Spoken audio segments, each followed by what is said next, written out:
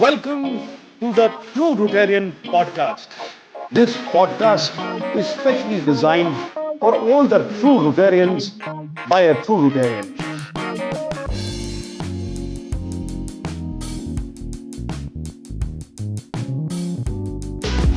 Namaskar, dosto.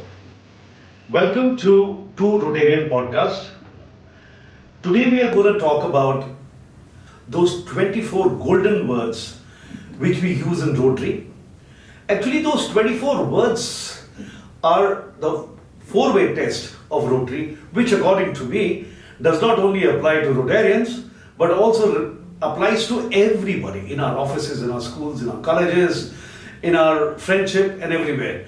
To understand that particular thing better, I have pleasure in inviting Rotarian Rahul Mehra, a fellow Rotarian too, and we are in the same club. Thank you so much, Rahul. Thank you, Hemant. Such a pleasure indeed, an honor to be on True Rotarian. I actually did something, I hope you won't mind it, but I actually checked up while I was on my way stuck in a traffic. And I checked up on the internet as to what kind of traction you're getting on True Rotarian. And I was very surprised, and pleasantly so, that you are probably the only individual Rotarian to have started a podcast of your own. And I actually went on ChatGPT to find out about you, and obviously I know you, but about you as a podcaster. And the ChatGPT throws a very interesting fact about you, saying that True Rotarian is surely a podcast which is gaining traction by the day. So I want to congratulate you before we start and then go deep and dive deep into our conversation. Many congratulations. Thank you so much. Thank you for your kind words. And basically, I started this channel to sort of talk about Rotary and Rotary principles, Rotary ethics, Rotary value systems, and the projects that we do. What happens is, in a normal day-to-day things that we do in Rotary, we talk about projects.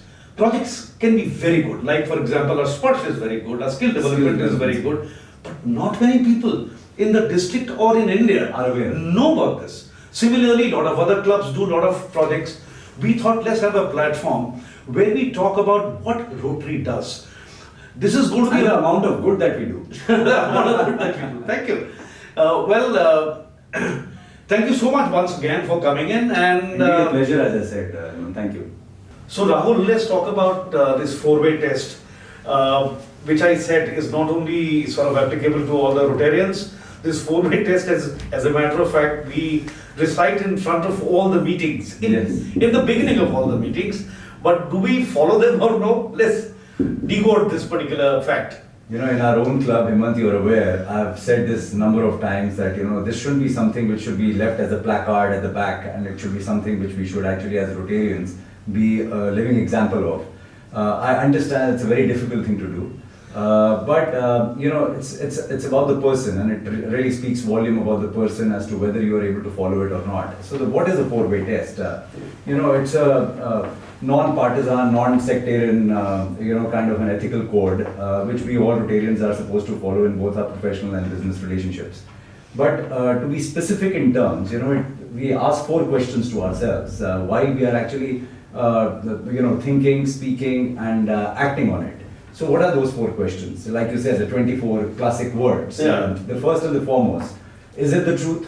Yeah. We ask ourselves what we're doing, is it actually the truth or not? Number two, is it going to be fair to all concerned?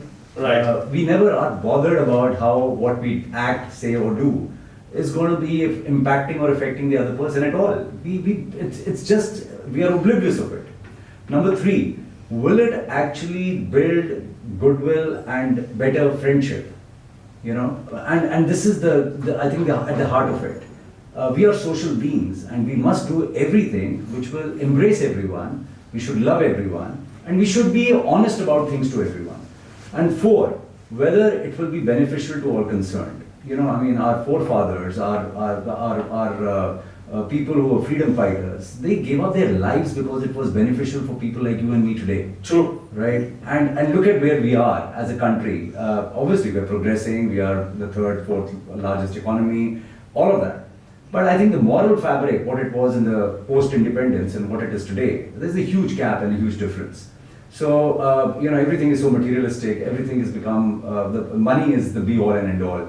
We don't gauge an individual because of the intellectual capacity of the individual, because of what he's done, because of what he stands for, but because of what he has in his back pocket, where he stays, which car he moves in, which society and which friends and which powerful people he has as contacts. So I think there's a lot of introspection and soul searching which needs to be done. And this four-way test helps us to do that. Are we ready for it or not? That's another question.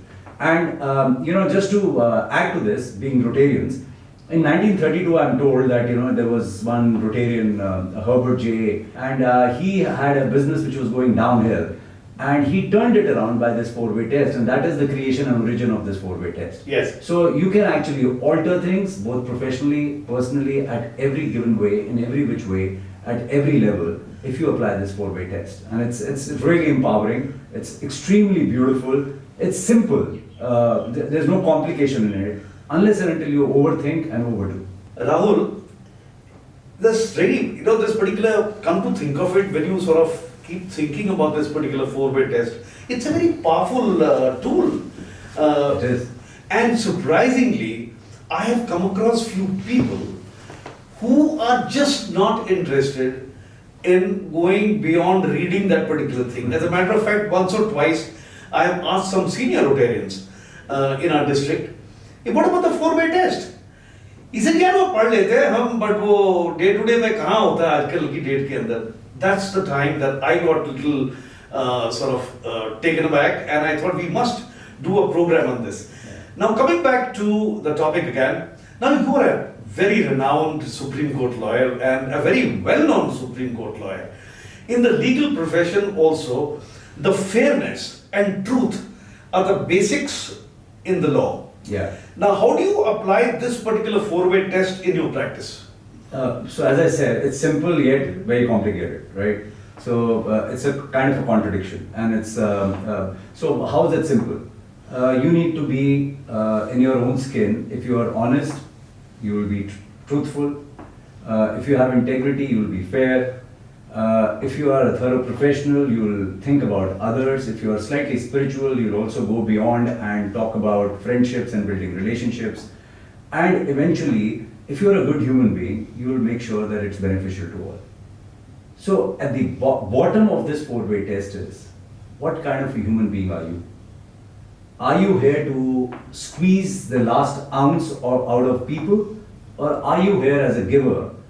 And when you're a giver, God gives you 10 times more than what actually you give out. And we've seen in Rotary, when we give, how things come back to us. Yes. So coming to the principle of how it's applicable to my profession, I'd like to give you a little bit of a brief background of my institution and how I perceive it.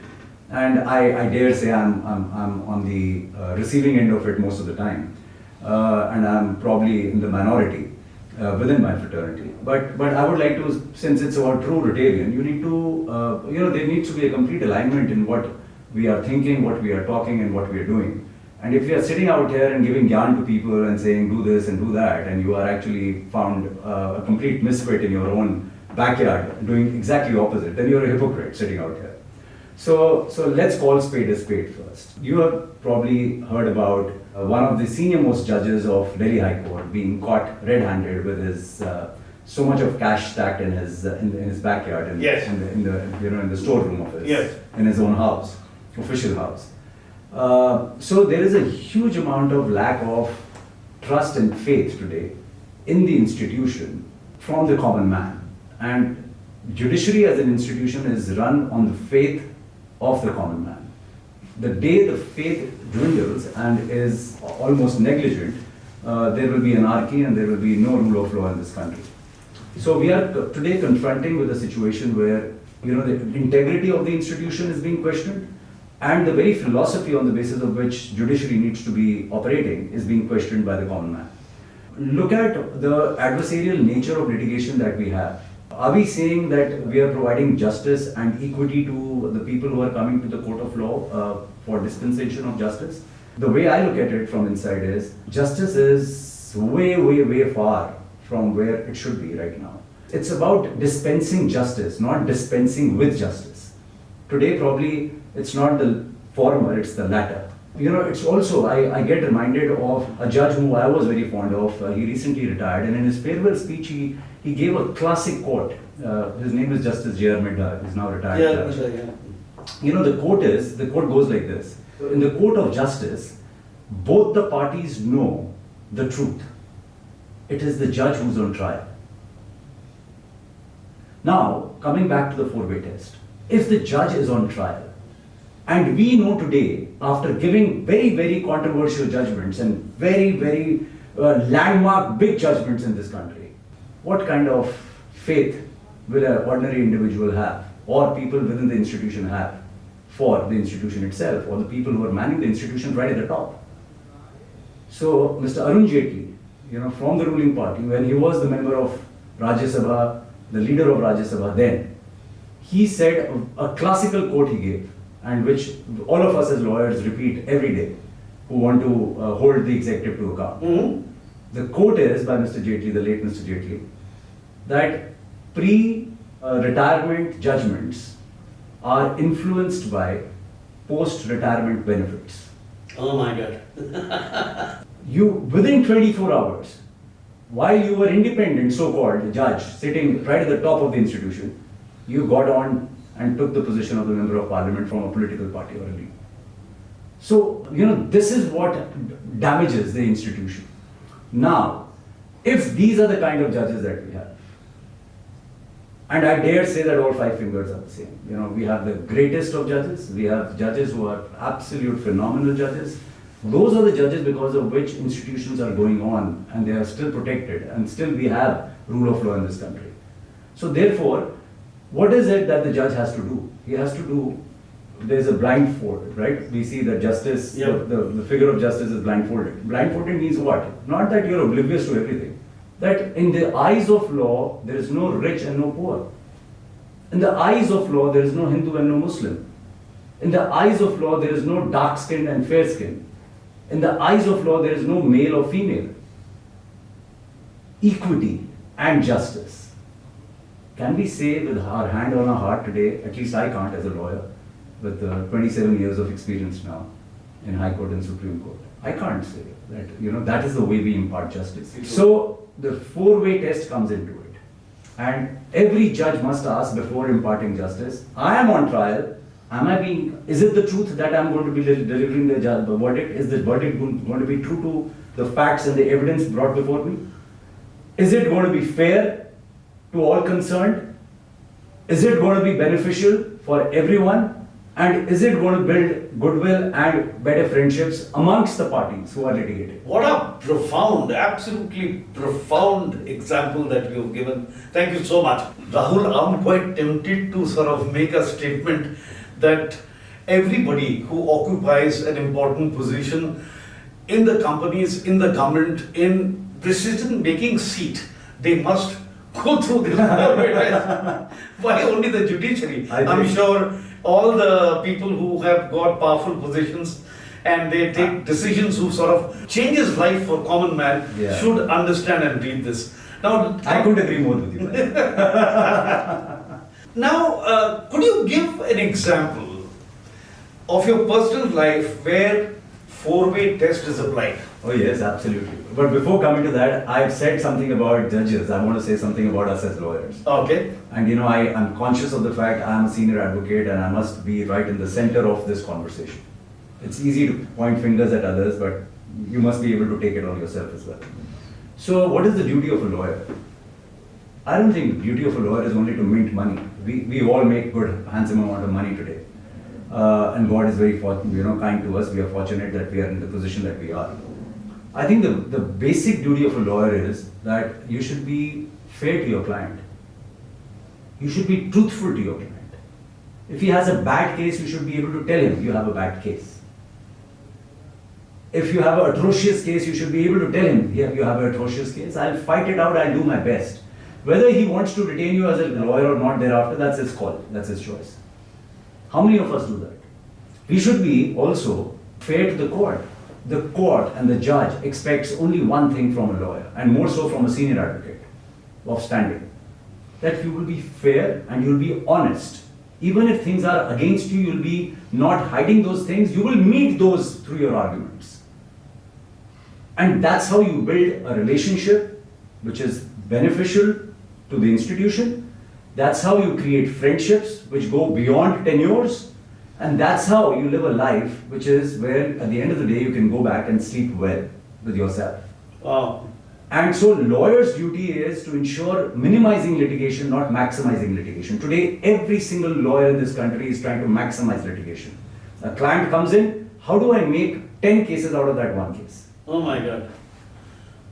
Without the client even understanding and knowing that this is what is going on at the back of his mind or in his office. So, is that our duty?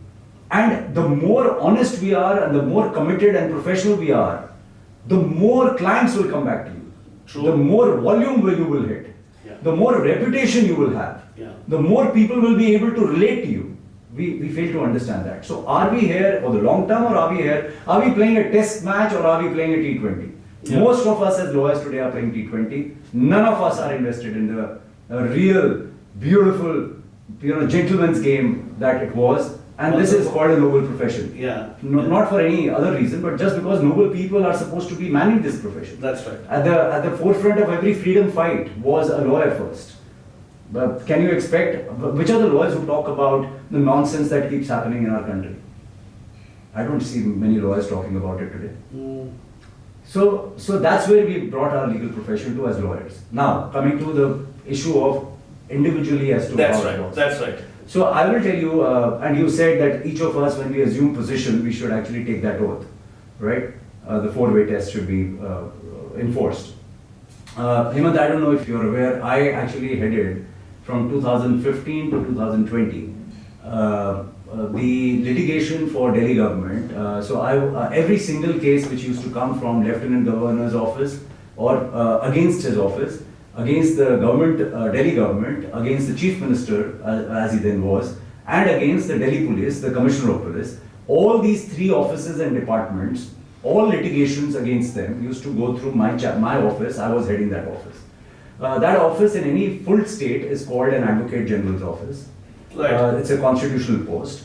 But in Delhi being though a sui generis state of which is a hybrid of a union territory and a full state, not a full state, it's called Senior Standing Counsel or Standing Counsel. So I was donning that position for about 5.5 years. Before I resigned, came out, and I got designated as a senior advocate and started my own private practice once again. Now, in that period, all I can say is I'm being as true as I usually am, and I'm always. So I asked my team members only 3 things from them.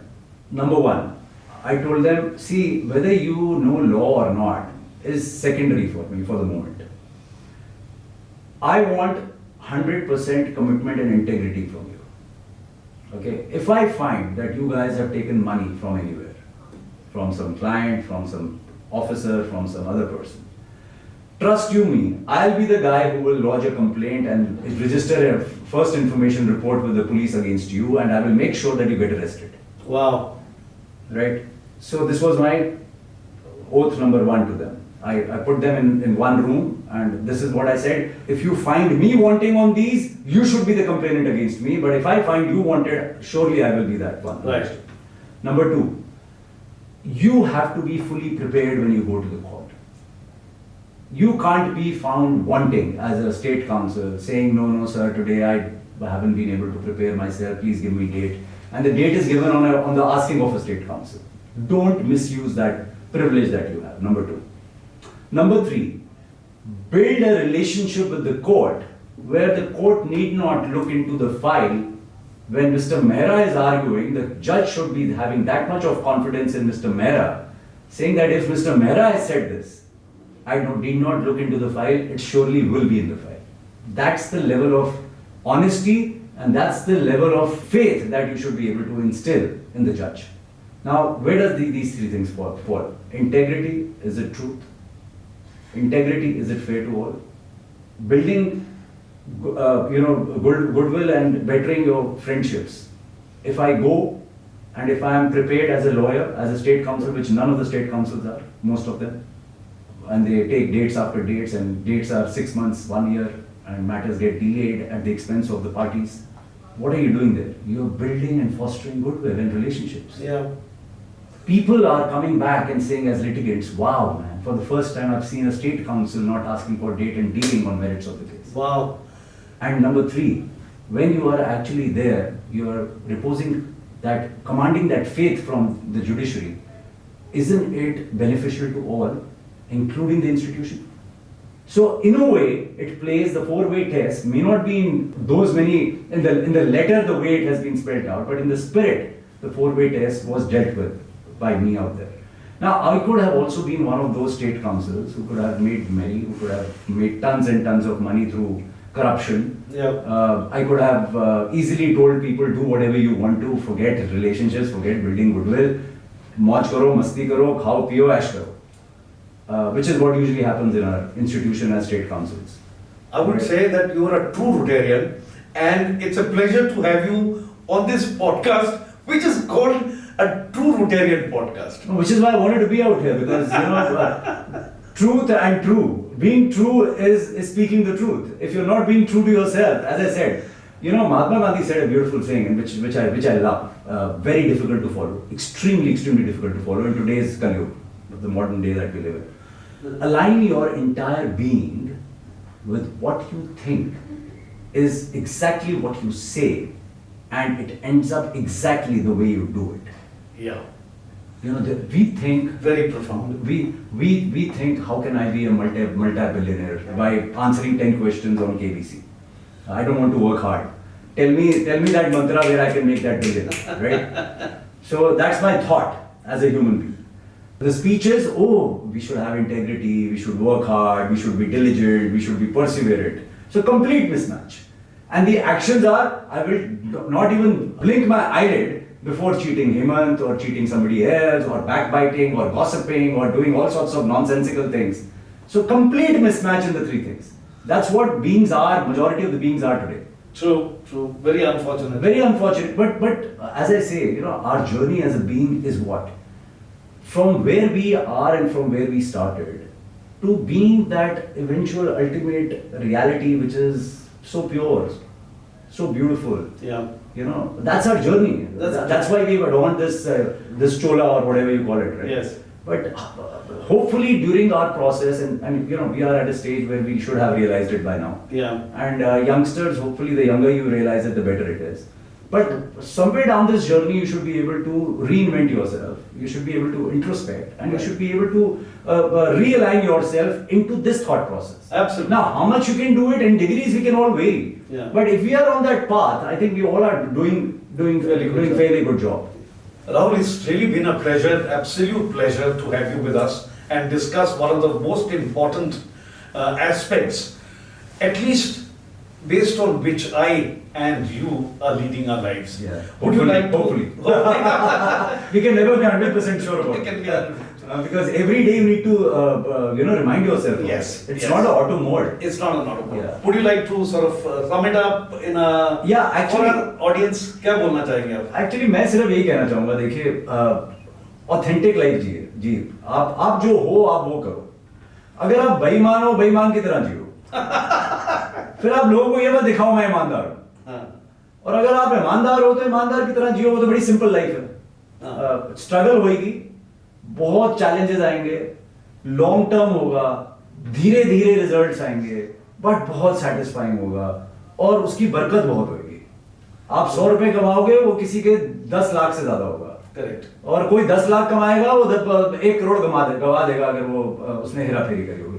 तो आप as a individual इस 4-वे जो मंत्रा है, 4-वे test जो है, मैं कहूँगा कि आप अपनी फैमिली मेंबर्स के पास लेकर जाइए, अपने छोटे छोटे बच्चों को बताइए in their own language, because these words can become very heavy, goodwill, friendship, ये वो सब चीज़ें. आप उसको डिसइंटीग्रेट करके अपनी सिंपल लैंग्वेज में उनको बताइए. झूठ मत बोलो.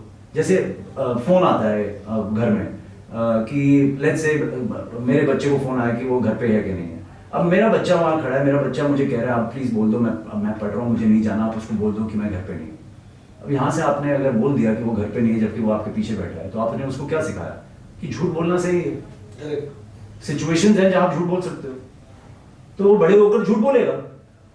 सो वहां आपको उसको रोकना है कि नहीं, आप अपने दोस्त को बोलो मैं पढ़ रहा हूं, और उसको बोलो मेरी मेरी मेरी ये स्पेस है, उसको आप रिस्पेक्ट करो। लेकिन हम नहीं करते। तो बच्चों को बताइए, स्कूल में बताइए, हमारे रोटरी क्लब में सेक्रेटरी हैं, उनसे लोगों को सीखना चाहिए। मैं उनकी कॉलोनी में गया रिसेंटली, मैंने देखा पूरी कॉलोनी का काया पलट हो चुका है, और मैं उस कॉलोनी में काफी जाता हूँ। सुधीर सेठ की बात कर रहा हूँ। और मैंने उनको बोला, सेठ साहब आपने कमाल कर दी सुधीर जी, आपने इस बात में। कहते हैं यार बस मैंने क्या कह रहा है, तो टीम वर्क है। अब जो आदमी देने वाला होता है ना, वो क्रेडिट भी नहीं लेता है, वो क्रेडिट भी देता है तो टीम को देता है। ये होते हैं लीडर्स। रोटरी को ये चाहिए। यहाँ मैंने ऐसे ऐसे लीडर देखे हैं जो पूरी टीम से काम कराते हैं, टीम का नाम नहीं लेते और अल्टीमेटली बोलते मैंने करा सब कुछ। तो आप कैसे गुडविल बनाओगे, आप कैसे फ्रेंडशिप क्रिएट करोगे, आप कैसे बेनिफिट करोगे, सबको मुझे समझ नहीं आता। तो देश का भला तब होगा जब ये 4-वे टेस्ट होगा, गवर्नमेंट का भला तब होगा जब ये 4-वे टेस्ट होगा, पॉलिटिकल पार्टी का भला तब होगा जब 4-वे टेस्ट होगा, हमारा भला तब होगा जब 4-वे टेस्ट होगा, सोसाइटी का, सिटी का, स्टेट का, नेशन का, वर्ल्ड का भला तब होगा जब ये 4-वे टेस्ट हो गया। तो 4-वे टेस्ट अपनाइए, जितना अपना सकते हैं, जहां तक अपना सकते हैं वहां तक अपनाइए। Absolutely right. Well, thank you so much, Rahul. It's been a pleasure talking to you. It's always a and you are a very busy man, and thank you for taking out your valuable time. Not at all. I'm never busy for Rotary and not for you. Well, thank you so much. Thank you so much, ladies and gentlemen. Please continue watching True Rotarian Podcast. And if you have any story to share, please do get in touch with us. It will be a pleasure, honor, and a privilege to invite you and record a podcast with you. Thank you. Have a wonderful day. Jai Hind.